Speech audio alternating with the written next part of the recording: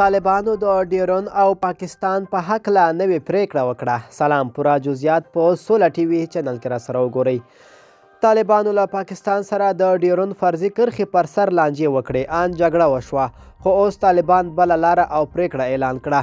د طالبان د بهرنیو چارو وزارت ویلي چې له پاکستان سره د ډیورن فرضي کرښې پر سر راولاړې شوې قضیه د ډیپلوماتیکو اصولو له لارې حلوي.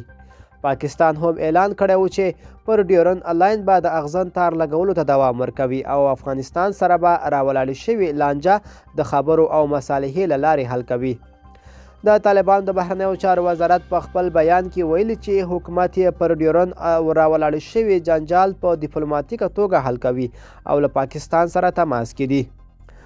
وزارت ویلي په دې وروستیو کې د ډیورن کرښې په اوږدو کې په یو شمېر ځایونو کې ستونزې رامنځته شوي.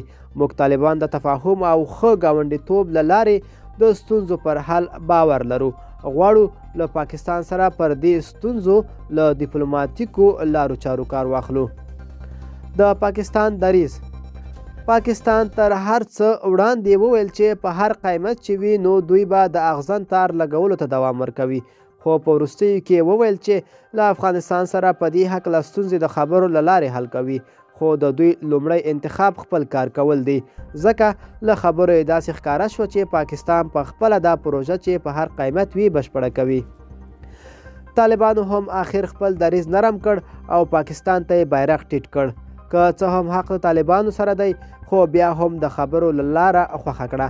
له دې څخه څرګندېږي چې طالبان لا هم د پاکستان تر مستقیم فشار لاندې دي.